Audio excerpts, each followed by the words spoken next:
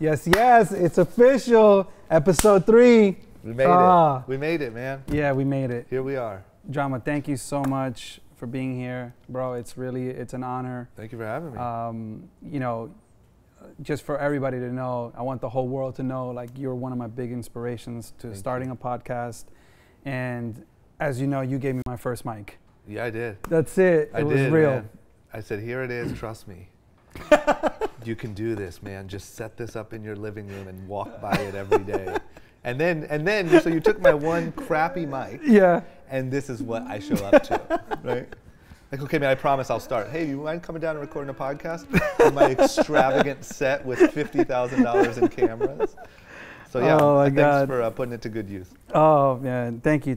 I mean, it's like what we always talk about, reverse engineering. We talk about the book, The One Thing, all the time. And really, it was literally the one thing. I was like, what can I do? Stay in my strengths. Yeah. And I did it where for weeks I was researching how to start a podcast and doing all of the technical details, like what kind of equipment.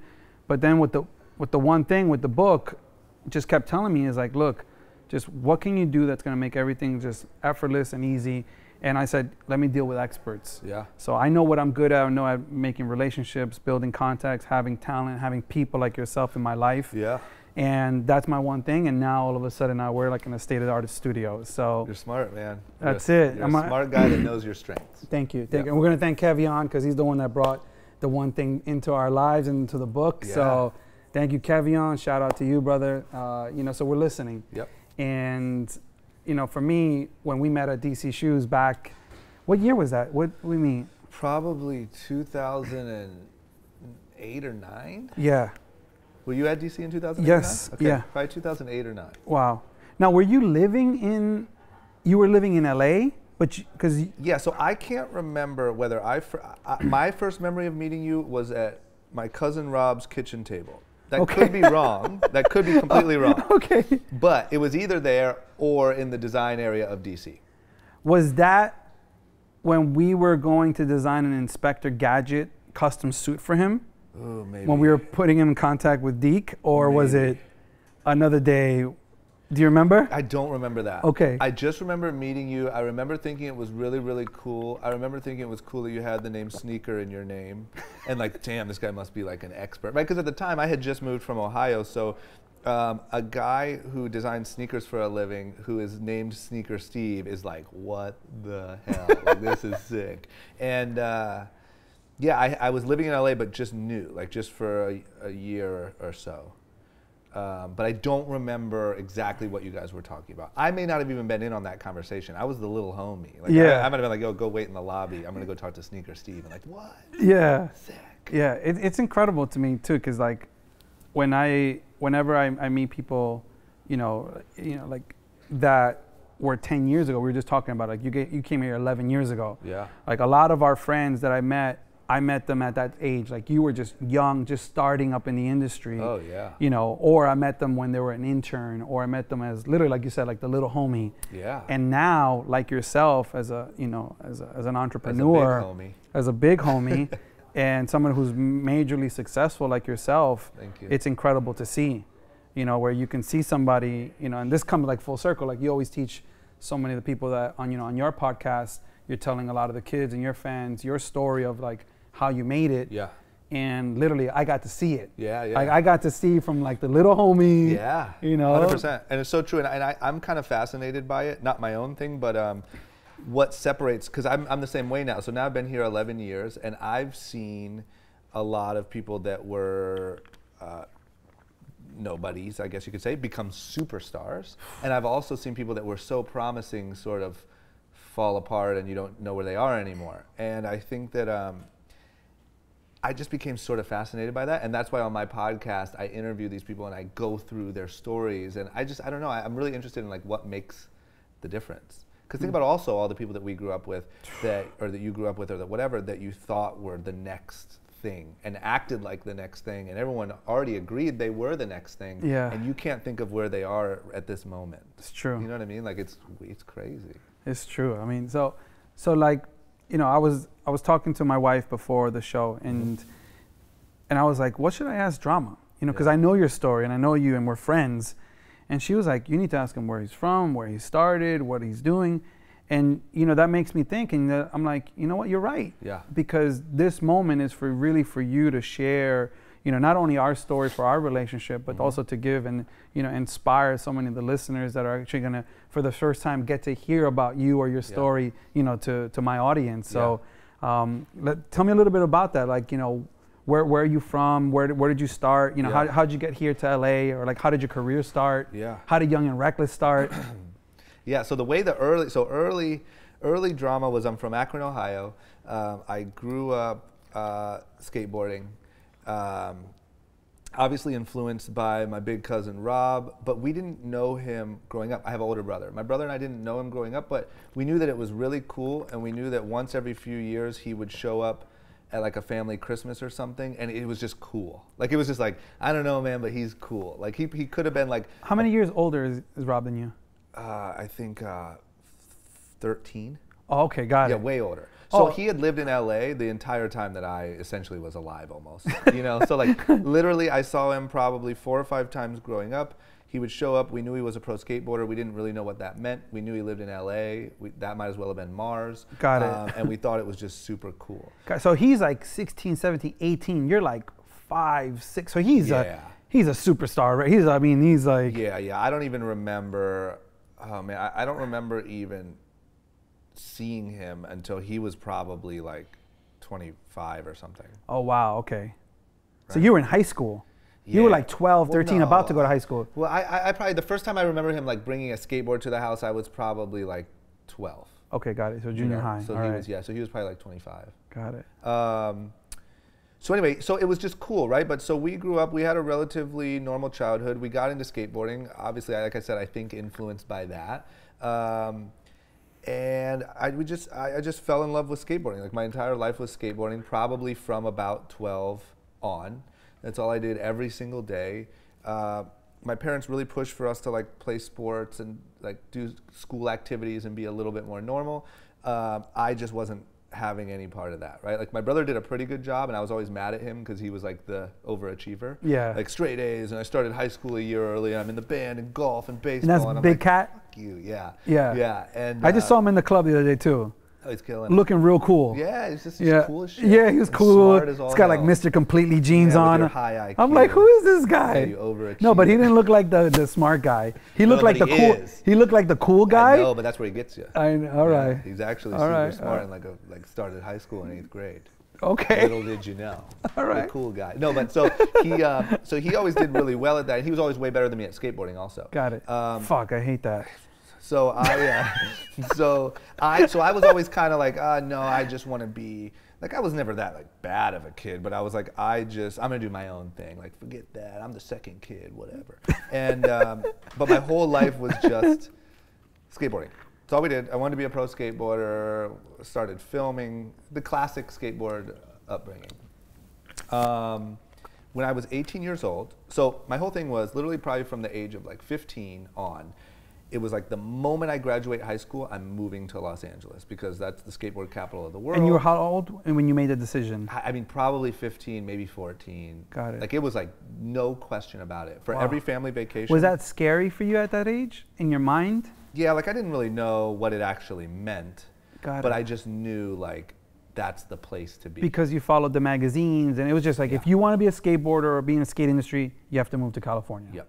Okay, got it. And LA just seems so cool. I mean, like you would drive around and there's like a school that's just a school, but to us it's a famous landmark of a skate spot, right? Oh, wow. It's Hollywood High School or it's El Toro. And we would literally like, we came out here for vacation a couple times and we would stop and just like look at these stairs. And like to normal people, you're a Wow, I didn't know that. Yeah, like we would drive by and be like, oh my God, that's Hollywood High School. And we'd get out and run up the stairs and we'd look at it and we'd be like, man, remember when Andrew Reynolds did this or so-and-so did that? Sick. And that's so crazy. And like you would just drive around all day and like hunt down skate spots. Wow. And look at them like they were famous people. It's insane. Wow, so, okay. So every time we went on a vacation, we would beg my parents to bring us here.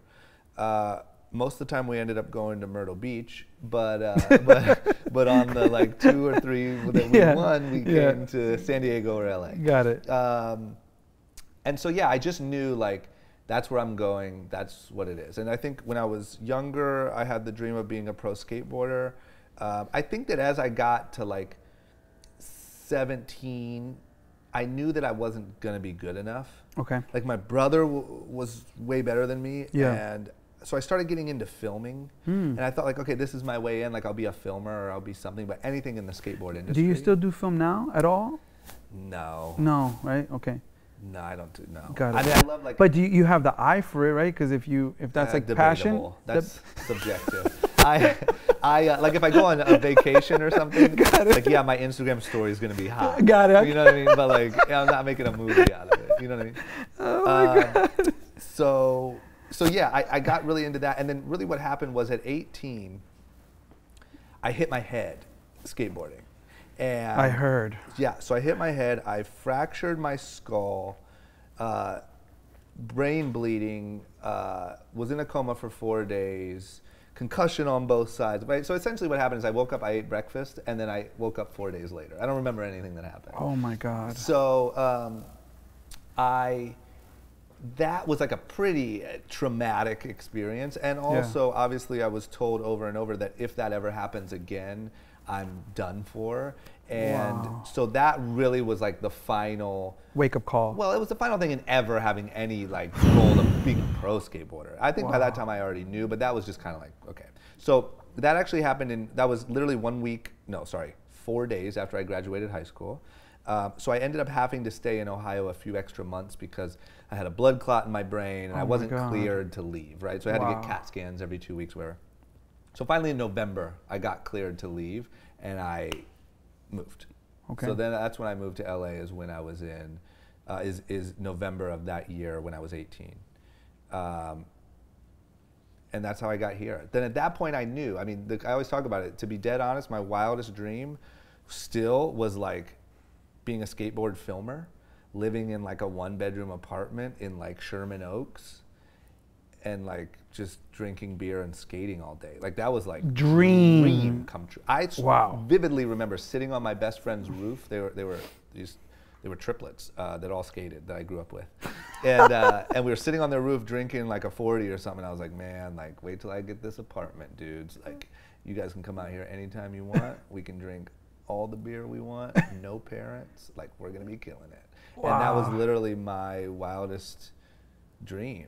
Oh my God. And then, you know, it just kind of went in a different, slightly different path. It was funny. I just, I was in the car driving. We just came from a dealership, and I was telling my wife, I don't know why it came up to my head, but I think because we're at the dealership. But I was like, me growing up, like I had a wild dream, and it was to have a Honda Civic. Yep. But it was crazy. I used to think Honda Civics were so cool. Like it was like I think I saw it at a car show, and I was like, oh my God. Oh, yeah. And I came back and I'm trying to figure out every way to get a Honda Civic, and I was obsessed with it.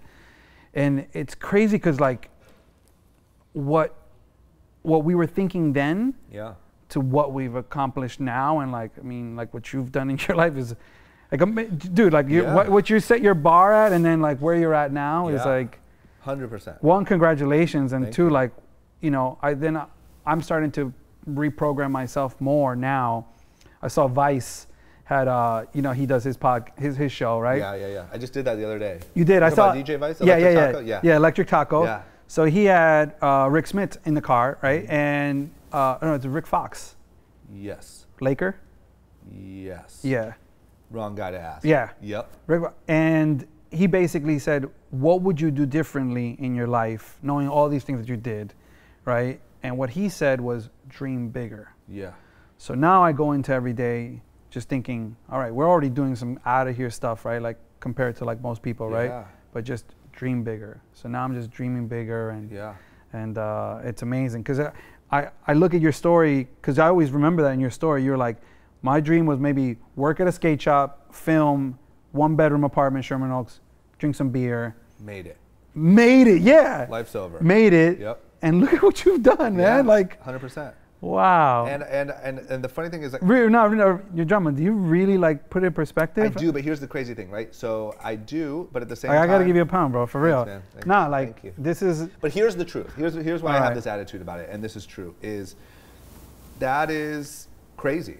And it's crazy to think about. The problem is I still feel like I just moved here from Ohio, right? Like I still have the feeling of like, okay, what can I do?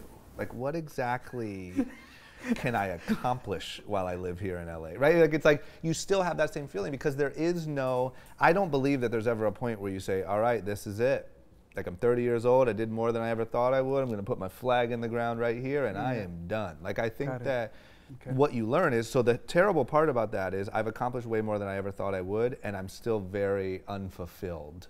The good part is you start to learn that the age-old saying that the journey is really the reward, right? And so it's not about, it's about setting your dreams big and knowing that anything is possible, but like never losing that chase. Because as soon as you stop loving the chase, that's when you're done and that's when you're not happy anymore. And I think like if I stopped today, there wouldn't be one moment when I thought like, well, it's okay, I accomplished more than I ever thought I would. Never, I'd be miserable. Like I'd be screwed. So I think that like it's a unfortunate thing to learn when you first learn it, that like, oh, there is no destination. But then I think once you learn to enjoy the right parts of it, then it becomes really fun. Because I really think that like I could start 3 more companies or have another TV show or this or that, and like I would still feel kind of like, okay, but what can I do next? You know, like I just think, I don't know. I think that's the sort of trippy thing that young people don't always realize, you know? Now, what do you think in terms of, like, I know that on your show you love to say, you know, like speak to that 10 or 12 or 14-year-old self. In terms of doing it in a different way, just you thinking back, like, do you think you would have thought anything differently? You know what I mean? Like, let's say if somebody would have told you, or like if you had an uncle or somebody outside of Rob that would have said, hey, look, like let's say you told somebody, all right, this is my dream. Sherman Oaks 1-bedroom, we're gonna drink beer, I'm gonna film. But what about if you had some people around you that said to you, or even if you had podcasts back then that said, hey, look, kid, dream bigger. That is not, shouldn't be your goal. Your goal should be this, because this is a possibility. So if you had podcasts or something back then, because the kids right now, they have that, right? You know, imagine if, basically what I'm saying is, do you think you would have done anything differently? Or do you think if you had advice, would you of reset that dream? I do. I do, and I think, and that's why I do, that's the ultimate main driving reason behind why I do my podcast. And which is, let everybody know? Short story long. Get inspired. It is. It's because you're simply like not told or shown that level of life is possible for you.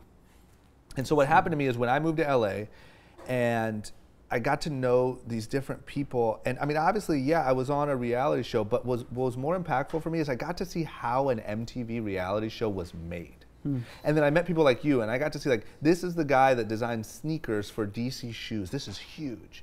And this guy's starting a clothing company, and this guy's starting a distribution company, and there's all these different people that I'm meeting, and at the end of the day, they're all normal people, and none of them seem like rocket scientists, right? But these are all these people living, except for Sneaker Steve, but these are all these people living this life that I never thought was even possible. So let me go ahead and try to figure out what I would like to do and get in on this action, right?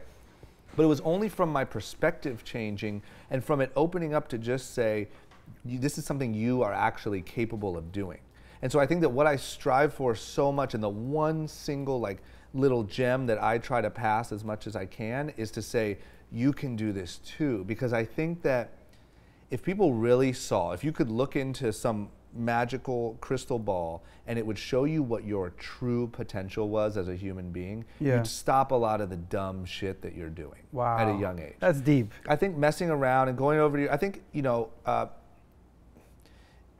a lot of the trouble that young people get in and maybe a lot of the early drug use and a lot of the stuff that really derails people's entire life comes from not thinking they're worth anything or being bored or having no other, right? And I think that if you said to a lot of those young people, here's what you're capable of. It's up to you how much of this you want to accomplish, right? But here is what you are capable of.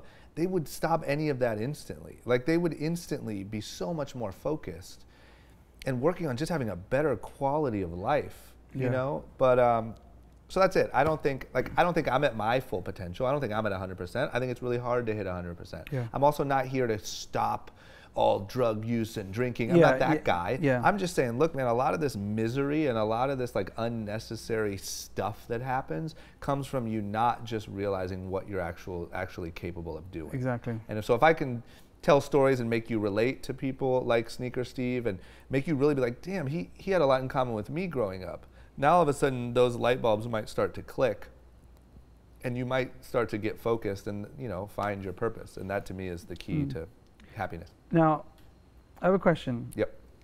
I've heard you say before that when you got on the show, which was, the first show was the Rob and Big show, right? Yep. That in the beginning, were you on the show or not on the show? Because they were like, they were going to use it as an assistant or something. Can you explain that? So the way it went down is Rob had an assistant planned. His name was Nate Sherwood. I don't know if you remember him or not. But Nate, every trick he did, he was a skateboarder, but every trick he did was a pressure flip. If I pulled him up, you'd be like, oh my God, Nate Sherwood, right? Okay. He's this crazy guy, whatever. And he was set to be Rob's assistant, sort of in real life, but also for the show because he's such a character. Got it. So on the last day before, it was actually before I was supposed to go home, because I only had a month to live here to figure out my job at the skate shop, my apartment, whatever, and then I had to go home, and then I was going to come back and do my own thing. Yeah. So last day before I go home, also last day before they lock in like the filming, Nate calls Rob and says that he can't do it because his girlfriend gave him an ultimatum: either you stay with me or you move and go do that thing with Rob, and you have to choose. And he chose her. Wow. So big mistake, Nate. So and Rob chose you. So Rob literally came out to the kitchen and says, "Hey man, do you want to be my assistant?" And I'm like, I don't know, man. I don't even know what that means. I don't know what a personal assistant is. And all of our friends said, don't do it. Like, it's going to kill your relationship. Yeah. Because the way he works very, like, he doesn't play games. Yeah. And they're like, you know, it's going to ruin your relationship. And, you know, just don't do it. Just go get the job at the skate shop. So either way, long story short, I was like, why not? I'll try it, and if I feel like my relationship's getting ruined, I'll stop after 2 months. Yeah. Who really cares? But did he say, hey, be my assistant, and then be my assistant on the show? No. So he said, be my assistant. So the whole Nate thing was kind of dead, right? So that was the show element. Yeah. So at the time, they didn't know what the hell the show even was. They hadn't even shot like the pilot yet. Okay. So he just said, be my assistant and whatever, and I just knew like, okay, well, I want to be around all this action that's happening, you know? So anyway, so I said, okay, I'll try it. I started doing it. That's when we started shooting the pilot for Rob and Big, and I was around. I don't think I was on it until like the third episode or something, and I think it was some weird, embarrassing scene. But just by being around every day. Did they have to negotiate with you to say like, I've been thinking is like, did you know they're like, hey, you're going to be on a TV show, and then they have to negotiate with you, or is it just like, he could film anything around, you just happen to be on camera, so he's like, you're trying on the show? Like the dynamic was really interesting, right? Because Rob's house at the time was like kind of like open door policy. Like the homies could come and go. Yeah. I'm there like folding laundry, whatever the hell I'm doing. And Rob and Big Black actually live together. So it's just kind of this like free for all thing. Okay. So they start filming what will be the pilot for Rob and Big, but in the very beginning it was literally just cameras sitting around the house and just sort of filming shit, right? Then some TV crews started moving in. Then so picture this: you have your boy's house where people are coming and going. There's now a film crew from MTV trying to figure out what the hell this show could even be. And so what's happening is all of the homies are trying to get in the shots. Right? Got it. Okay. So every homie's like, yeah, that was so funny that one time, and they're like, bro, what are you doing? Yeah, like, that was so obvious. You know, like him and Big Black are having a conversation. Yeah. So it's like the girls in the video in the back. They're trying to make sure they get in the shot. Got it. And so everyone wanted to solidify like I'm part of the crew, right? Got it. And so it got really awkward. A couple people had to be told like, hey, stay, like chill out. Chill out. Yeah. And I was sort of nicely told like, hey man, like you're not a character on the show, like, you know, you're Rob's assistant, kind of just be mindful of the difference. So I was like, sure, got it. Yeah. Like I'm not that dude. Yeah. 100%. Yeah. It just was from being around and sort of naturally fitting into the dynamic that there started to be some gaps that I could try to get in on, you know? Yeah. And being the little cousin and being shy as hell and not knowing what was going on, and that really became like my spot. Yeah. And so that's where I started to find my way into the dynamic. Got it. You know? Got it. And So, yeah. like, you know, season one, Yeah. one, I made $0.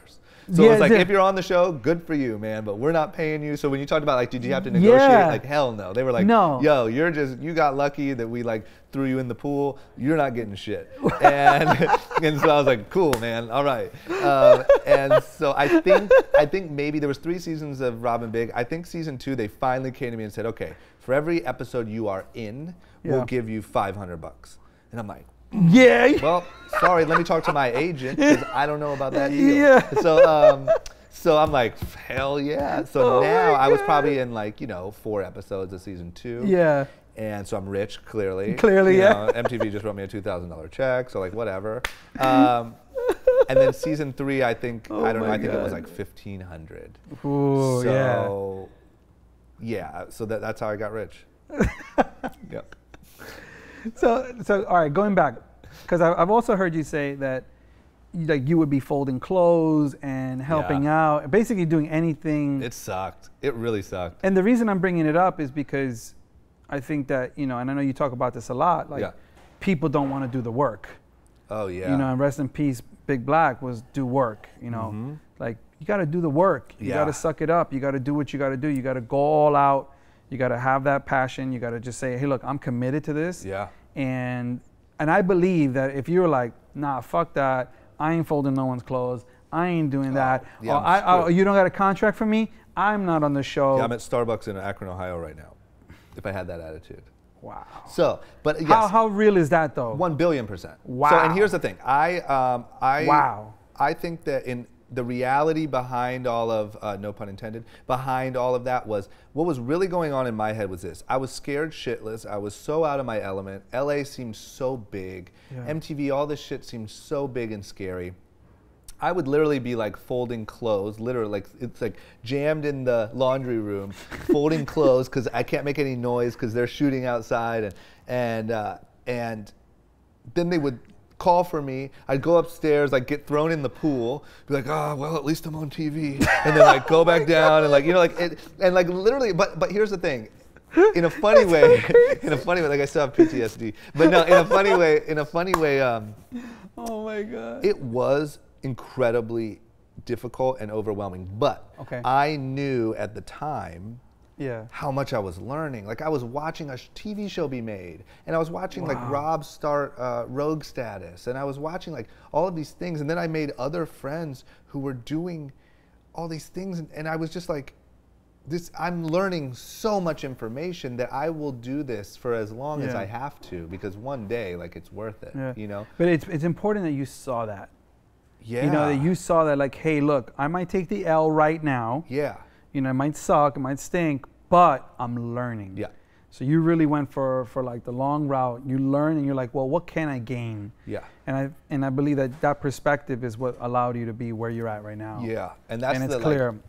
And what I find is like when I actually am the most unhappy is when I start to feel like too comfy or like I made it or like, you know what I'm saying? Or like I don't have to, like, even though you may get like made fun of or feel like a little shitty, it's in those times when you're really learning like outside of your comfort zone that you're the happiest. You know, it's setting up all of this and feeling awkward your first podcast and driving home and being like, oh, I think I bombed. But what really happens is you get into bed that night and you're like, like I did something. You know, I did something special today. And when this is like some syndicated multi-million viewer, you're going to have to find the next thing, right? Yeah. And so that's the sweet spot. But it was an interesting All right. young adult life. So that's episode, so now you're getting into like season 2. How many seasons did the show go on? 3, okay. Yep. And then, but then it was then Fantasy Factory, right? Yeah, so here's what I did through Robbin' Big. I was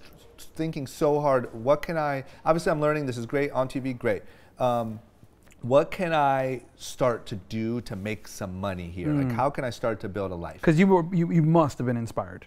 Like, you're like, inspired, wow. And I was like, you see where DC, I mean, oh my God, during that time at DC, we were rock stars. Killing like it. The show on MTV, Rob, what was happening there, Travis Barker. Oh my God. Like, it was my insane. first party ever, my first cocktail I've ever had in my life was Travis Barker like shoe release at LAX. Yeah. With Travis Barker and Paul Wall. With Vice. Yep. I was there, and I had a LeBron James basketball jersey and that's on, when I met I Vice. called my friends in the smoking area and said, I just met Paul Wall. It's so crazy. You know, the grill smiled for me. Do you know that? True story. So here's what happened. I was learning. This was amazing. I was out of my element. I was overwhelmed, but at the same time, I wanted so badly. I didn't want to be famous, right? Okay. I didn't want more TV time.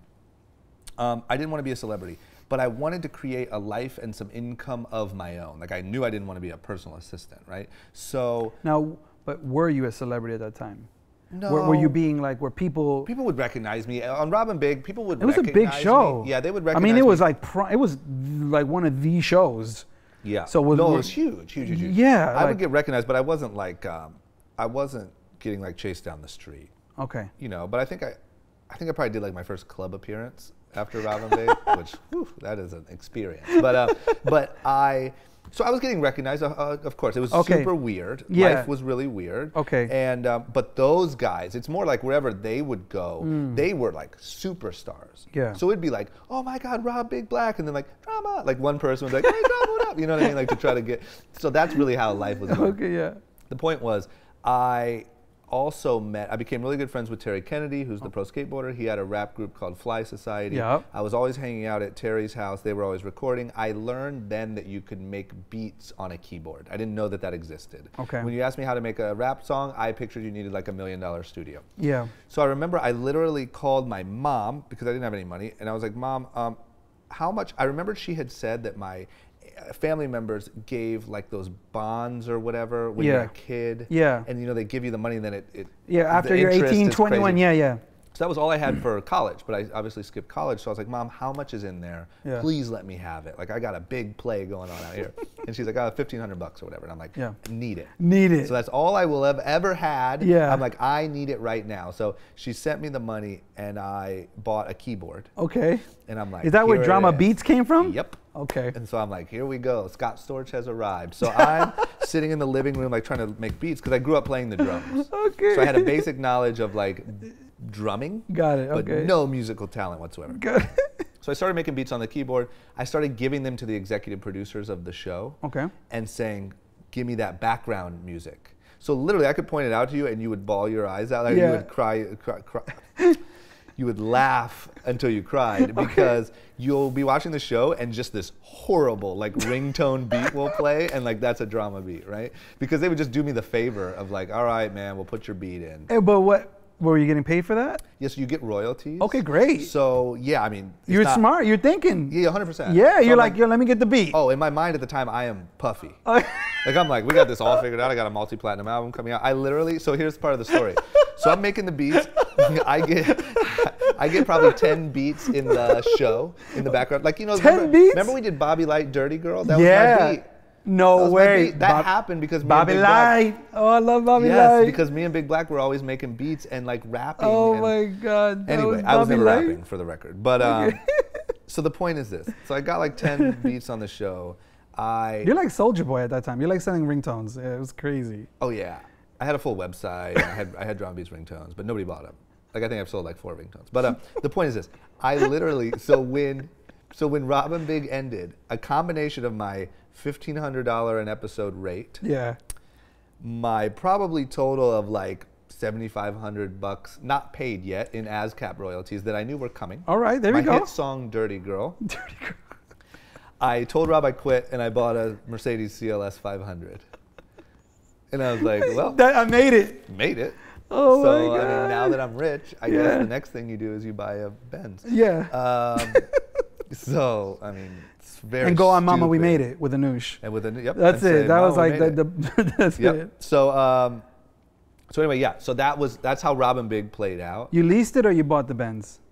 Oh, I bought it. You were just like, I'm gonna buy it. Yeah, I made the worst decision you could make. Yeah.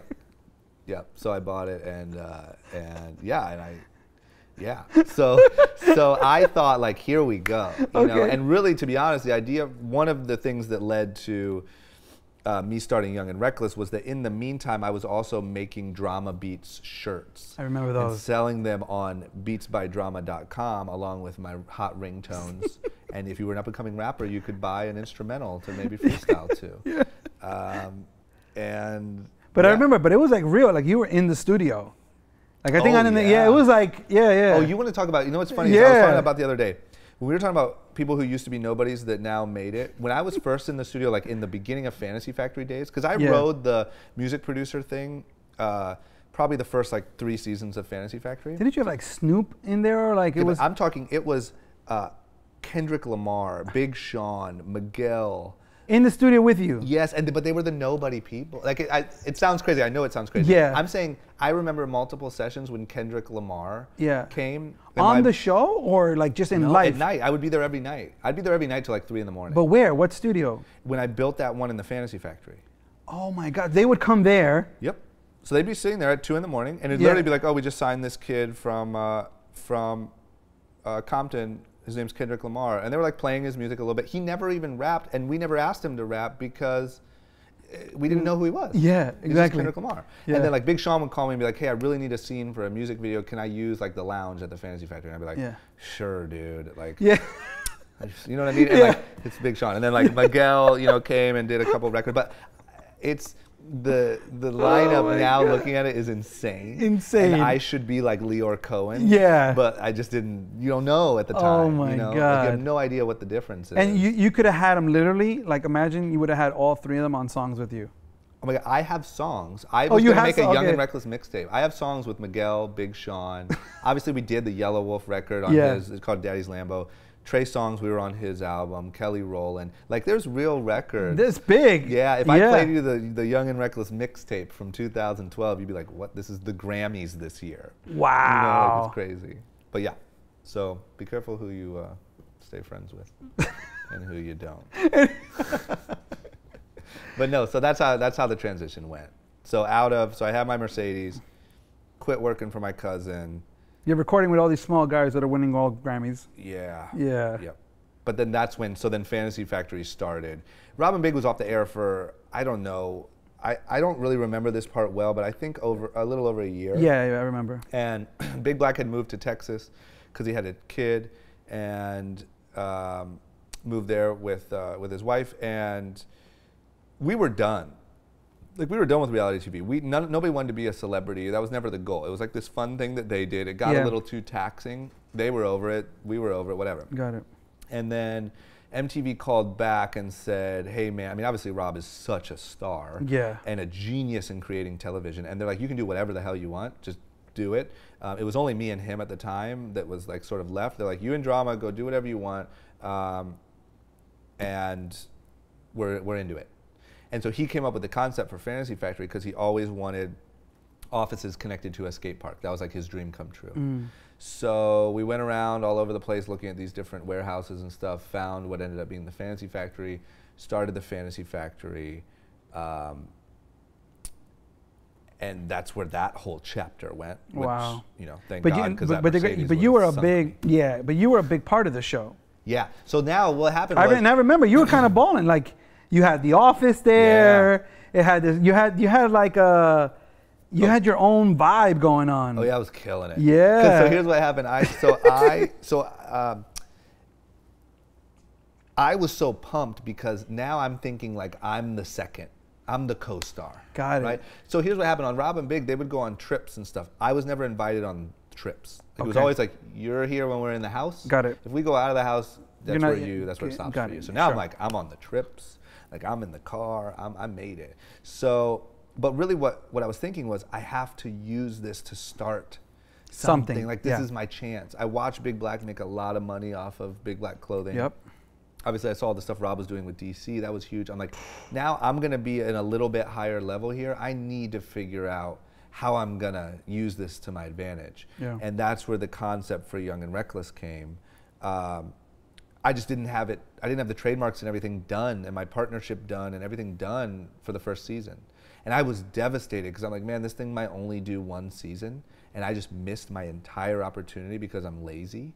And I think that my rate on season 1 of Fantasy Factory was like $5,000 per episode I was in. So sure, like you're starting to get money, but like I'm probably late on my Benz payments. And, like, shit's getting a little, you know, my studio apartments like getting a little risky. So it wasn't enough, and I'm like, man, you blew it. Like you had one chance and you blew it. And sure enough, that ended up working also. That show ended up working. And season 2, I had everything ready. And so that's where all of a sudden you see me decked out in everything Young and Reckless. And my office is like a mini version of Rob's. And it just worked, man. That was really And how many years was Fantasy Factory, or how many episodes? Like how many seasons? Oh, man. I'm blanking, but it was like 8.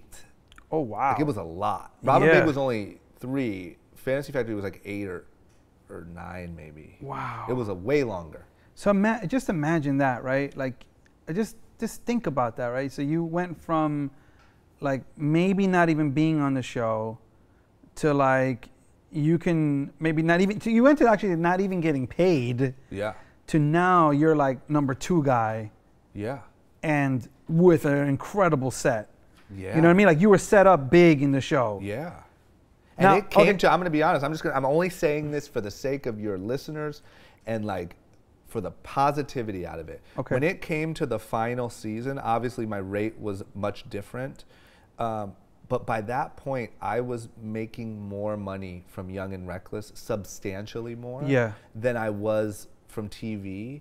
To where I thought about not even doing it. You're like, because I not to be a jerk, but I just thought like, at this point, this might be kind of bad for the brand and bad for what I'm doing. And like, I don't need the money. And it's just crazy how it went from like, I wish I could get paid. I'll do anything, but they won't pay me yet. But okay, to like, I don't really, you know, because I've created this thing that is much more valuable than. And that was like a cool moment. I would have never bailed on doing the show. I would do it today if they asked, but. It was just a cool perspective to be able to take a moment and be like, this is cool. You know what I mean? Like to be like, wow. Like where I'm at, where my decision making is allowed me to make. And that was always the goal. Like I said, because from day one, fame to me is so stupid. You know what I'm saying? And especially like reality fame. Like you're not famous for like a skill set. You know, maybe if I was a famous like musician, that'd be cool. Or a cook, like a chef. Like because everywhere you go, people are like, oh my God, like Gordon Ramsay, right? But like, oh, you're the guy that got thrown in the pool. Like, not cool. Now, after those 8 seasons, Fantasy Factory, did you feel the fame then? Like you would walk out, people know? Absolutely. How about now, Drama? Like, do you, like when you walk out, do you have to be like worried and stuff on some occasions? I would say not worried in any way, because luckily, like I don't have like a dangerous type of, you know? Like it's not, there's nobody that wants to like beat me up. Not many people that want to beat me up. There's a few. But, and also like I'm not going to get mobbed by anyone. But I think that if I'm being honest, at a young age, like probably around the age of like 23. Like, it was almost anywhere that I would go in public, you know, people would recognize me. And like I said, it was never dangerous. I was never Justin Bieber. But it's a weird feeling, and I don't like it. You know, like by nature, I'm more like to myself. And I'm the kid that would walk around high school with his hood up and his iPod headphones in so you couldn't see him, and I didn't get in trouble, and I didn't talk to anyone. And so to walk through like the Grove and have people like, hey, what's up? Can I get a picture? Can I get an autograph? Like I hated it. I took some real adjusting. And I would have never, you know, I just knew it was such a great springboard to actually launch a brand and to launch a real life. But I never, ever, ever pursued fame. I always pursued business or really creating something that would last, you know? And now, like, we're Young and Reckless now, I know that, how many years has Young and Reckless been? 8. 8 years, wow. It's amazing what you've done in 8 years. Thank you. Yeah, really, like, you know, because I've seen a lot of brands for 8 years not take the trajectory that you have in terms of the categories. You guys have men's and women's, you know, the type of products that you're making. And it is Kicking It with Sneaker Steve. So I know that you have a very special drop on these amazing shoes that you've made with your collaboration with Puma. So let's get into that. Let's talk a little bit about that. Which of the shoes do you like the best? I like the pink Clydes. Whoop. These ones right here. Oh, I like the classic. They're such a classic size 10. I need silhouette. These. Thank you. Done deal. All right. The color is incredible. Now, what made you pick the silhouette? It's just so classic, right? So I prefer the mid top over the low top, just in general. Me too. I love mid top shoes. Yeah.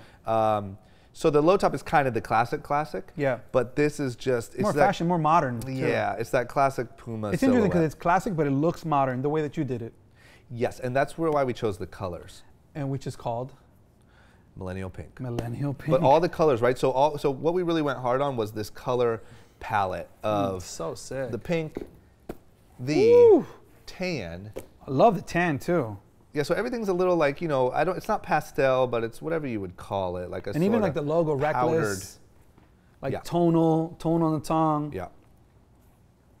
Really it's cool, nice. Man. It's just to see this is like really cool for me because I had these when I was young. Everyone did, and to see like such a well-known brand. I mean, even 8 years in, even all the stuff that I've been through with the brand. Yeah. This is still cool to me.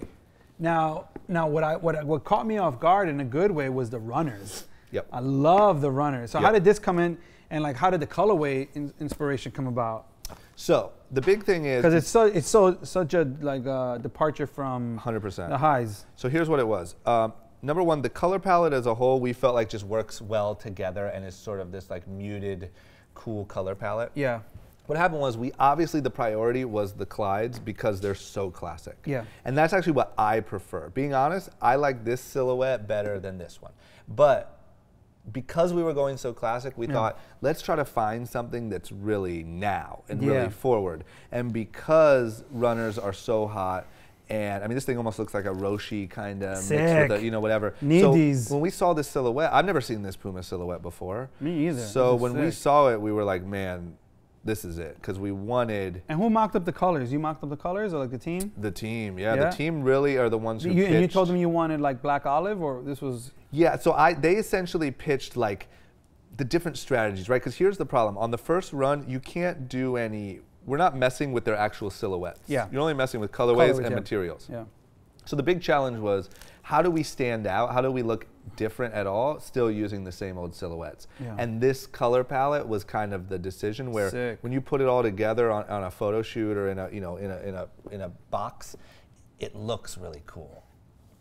And now I seen on the box right here, there's like a Snapchat logo, or what is that? Yeah, that's Puma's thing. Oh, okay. Puma's just real social media. Oh, that's dope. Progressive. Okay, that's really, really dope. Yep. Now, where can people find these? PacSun is the main place. Nice. They really supported it. They really got behind it. Huge. So yeah, PacSun is going hard with it. Amazing. And then we have another drop coming. I believe it looks like it'll make it for spring of next year. Okay. So that'll be a whole different color palette and a whole different approach. So we'll be back. Oh my God, amazing. And then now I know that you also have your podcast, Short Story Long. Yeah. Which I believe you told me has like already 2 million downloads. Over 3 million. 3 million? Yeah, multi-platinum. Always wanted to be. Always wanted to be platinum, yeah. I wish they gave like podcast plaques. Yeah, you need to. I might make my own and just lie and be like, yeah, they sent me this, like on iTunes. Yo. Super crazy. Totally make a fake. Yeah, I think I will. Like in the office. Yep. 3 platinum, like when you go into the record studio office, it's like, I just did 3 million iTunes, No biggie, whatever. Jimmy. You know Jimmy. Yeah. No big deal. So crazy. Oh, Jimmy. Oh my God. Yeah. And I mean, like the people that you had, like Damon John, Kyrie, I mean, like just, it goes on and on. Like the list is getting incredible. Yeah, man. I'm literally, religiously, I know you drop them on Wednesday. I'm in. I've learned so much from them. That's huge. Like even the one on Stan Socks, like just literally and movement watches. I'm trying to get a good. And selfishly, it's incredible too, because you're learning like crazy. Oh my God, I love it. Yeah. Like there will be days when I'm like, oh, what do I have to do today? And there's a podcast with somebody I don't know maybe, and I'm like, shit, man, like I don't feel like doing that today. Like I got to sit there and it's going to be awkward. And literally every time that I'm done and I leave, I'm like, man, I'm so glad I did that. Like literally when I left, like. Are people hitting you up, or are you hitting It's a combination. Yeah, so like you sent me Kevion, who ended up being one of the best guests. You're one of the best guests. Thank you. And then I'll reach out to people. Like I reached out to Kyrie Irving and just said, hey, would you do this? And he's like, yeah, sure, whatever. And I've had really good luck with that. Huge. Yeah, and fingers crossed, I reached out to Puffy the other day. I was like, yo, will you do this podcast? He's like, yeah, sure, I'm in town in a week. And I'm like, shit, yes, right? So we'll see. I'd probably just jinx it. Can't stop, won't stop. No, there's no such thing. You already got it. It's happening. But so the point is, I'm trying to create a good balance of like the homies. Now, did you text Puffy? Yeah.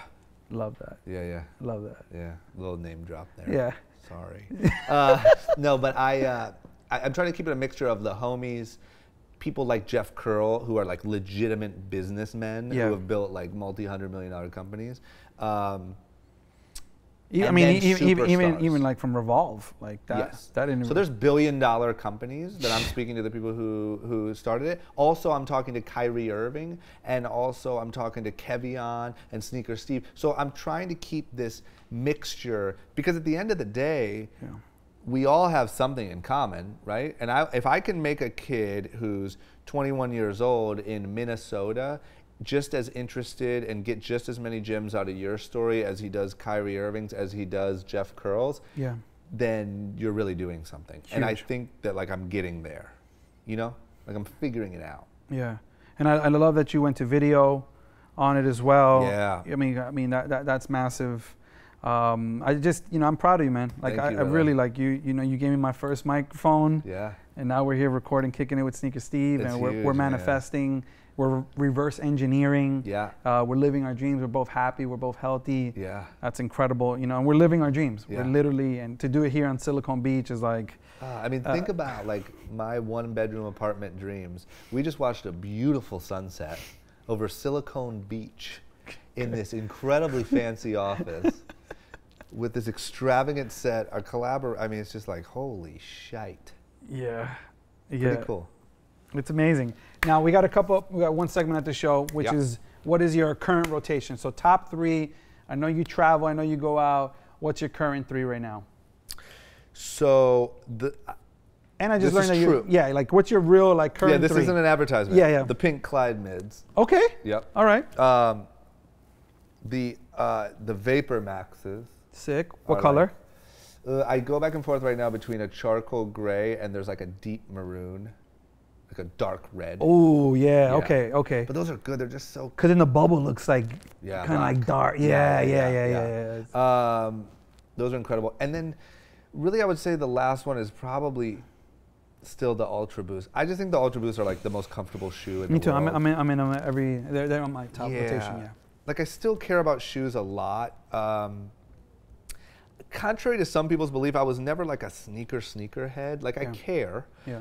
But it's always like for the last at least 5 years, it's been like comfort first. Sure. So with like the Ultra Boost, even the Yeezys are some of the most comfortable shoes in the world. Yeah. I hate the process of getting them. Yeah. But they're so comfy, and the Vapor Maxes, too. Like I'm just trying to be like a stylish dad.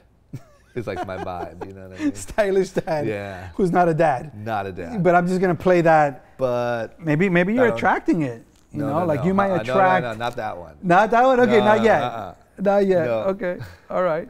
So now, if there's anything, like, what do you want to tell the world? Like, when this gets out there, all the listeners listening, what do you want to tell them? Oh man, there's a lot. Because you've been reading so much. You're really, I could see in your mind, like you're really inspired right now.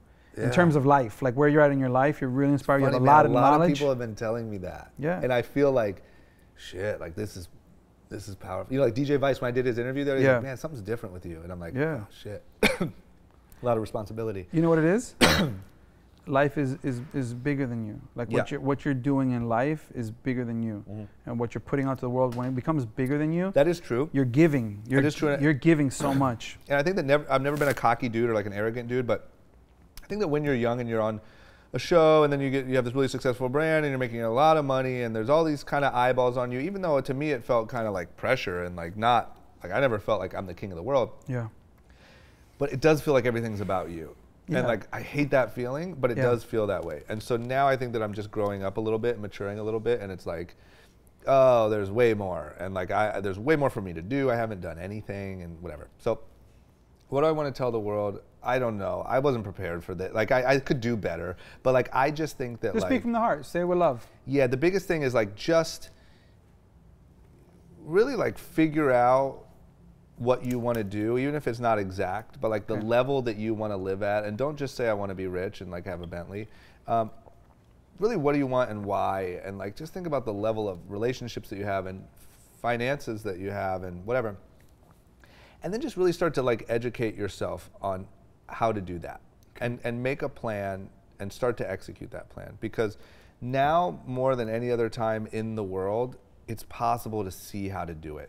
Like, you can listen to this podcast and you can say, I kind of like that one piece of information, and you can go down a rabbit hole for the next year of your life and figure out how to do that and who the right people are. And you have that access. And I just think, like, there's so much peace and happiness and freedom that comes from breaking through a new level of life. Yeah. I truly, it sounds so hippie, but, like, I just wish that everyone would push for that. Okay. Because we're in a time more than ever where there's a lot of really bad things happening because of the other side, which is the hate and the anger and the resentment and people whose lives didn't work out the way that they wanted them to. And now they're going to burn everyone else's down. And things didn't go the way I wanted them to, so we're going to get Donald Trump in here to burn it all down. It's like, it's just so, I don't know. That's it. Team love. Tell Diddy. Yeah. Hashtag team love, man. Yeah, man. So tell everybody where they can find you. You can find me, main thing is Instagram, which is @drama. My podcast, Short Story Long, on iTunes. And Young and Reckless. And whatever. And obviously Young and Reckless, which and Drama Beats. And Drama Beats, Throwback Thursday. Woo, it's official, brother, man. Yeah. Thank you so much, man. This was great. Amazing. I appreciate it. Love it. Thank you. Woo, thank you.